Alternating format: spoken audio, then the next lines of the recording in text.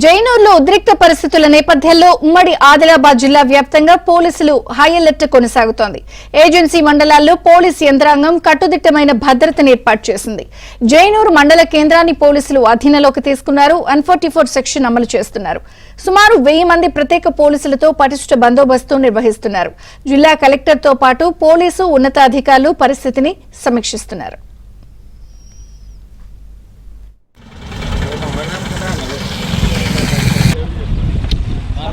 తమ్ముడు నువ్వు ఆడ బండి పెట్టు దిగి మాట్లాడు.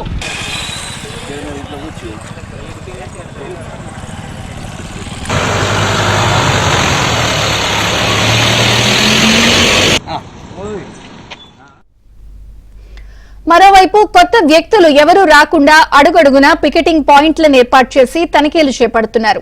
జైనూరు నుంచి ఇటు ఆసిఫాబాద్ అటు ఉట్నూరు వైపు నుంచి ఎవరూ వెళ్లకుండా కట్టుదిట్టమైన భద్రత ఏర్పాట్లు చేశారు. ఎవరూ కూడా ఇళ్ల నుంచి బయటకు రాకుండా ఆంక్షలను విధించారు. ఇంటర్నెట్ సేవలను సైతం నిలిపేశారు. ఈ రూట్లలో ఆర్టీసీ బస్సులు నడవకపోవడంతో ప్రజల రాకపోకలకు తీవ్ర ఇబ్బందులు ఏర్పడ్డాయి. ఇక అత్యవసర పరిస్థితుల్లో ఉట్నూరు మహారాష్ట్ర మీదుగా వెళ్లాల్సి వచ్చింది. మీడియాను సైతం అనుమతించడం లేదు.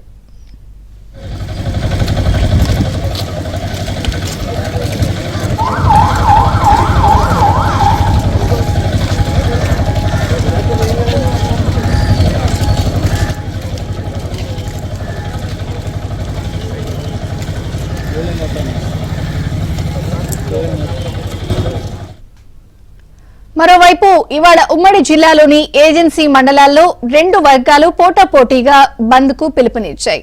ఈ క్రమంలో బంద్లతో పాటు ఇతర నిరసన కార్యక్రమాలకు అనుమతి లేదని స్పష్టం చేశారు.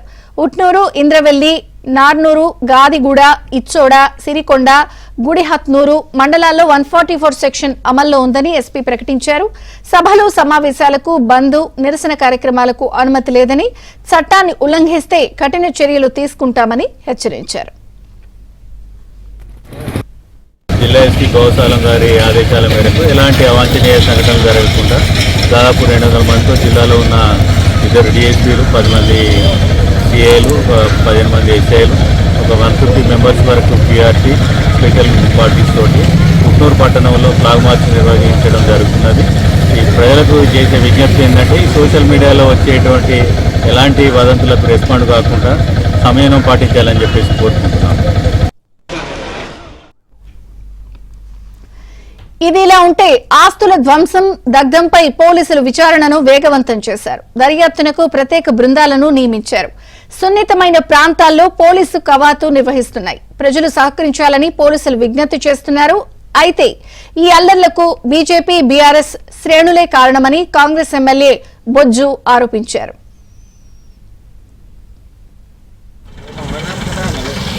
ప్రభుత్వాన్ని బదనాం చేద్దామనే ఆలోచనతోటి ఇదంతా జరిగిందని అనుకున్నాను. తప్పకుండా ఈ జరిగిన సంఘటనలో ఎవరు బాధ్యులైనా తప్పకుండా చట్టపరమైన చర్యలు ప్రభుత్వం తీసుకుంటుంది. కాబట్టి ముఖ్యంగా నేను ఆదివాసీ పెద్దల్ని, రాజశేఖర్ పెద్దలు కావచ్చు, పటేల్ కావచ్చు, ముఖ్యంగా చదువుకున్న యువత కావచ్చు, మీకు 2 చేతులెట్టి దండం పెట్టి మిమ్మల్ని వేడుకుంటున్నాను. ఎవరో భ్రమలు మీరు పడకండి. ఎవరో మమ్మల్ని పావులుగా వాడుకొని కేసులలో ఇరికించుకొని మమ్మల్ని జైలు పాయేటట్టు ఎవరైతే వాళ్ళ స్వార్థ రాజకీయాల కోసం చేసే ప్రయత్నంలో మీరు బలి కావద్దని నేను ప్రతి ఒక్కరు కూడా విజ్ఞప్తి చేస్తున్నాను. కొంతమంది బీజేపీ లీడర్లు ఇన్వాల్వ్మెంట్ అయ్యి వాంటెడ్లీ దాన్ని ప్రొవోక్ చేసుకొని, కొంతమంది బీఆర్ఎస్ లీడర్లు ఇన్వాల్వ్మెంట్ అయ్యి దాన్ని వాంటెడ్లీ ప్రొవోక్ చేసుకొని మరి వాళ్ళ రాజకీయ స్వలాభం కోసం చేస్తున్నట్టు కుట్ర. దీనికి ఎలాంటి సందేహం లేదు. ఎవరైతే మా వాళ్ళని ఆదివాసీ యువతని కావచ్చు, ఆదివాసుని కావచ్చు ఇన్వాల్వ్మెంట్ చేసుకొని ఎవరైతే ఈ చర్యకు పాల్పడారో తప్పకుండా అట్లాంటి వాళ్ళ మీద తప్పకుండా చర్యలు తీసుకోవాల్సిందే.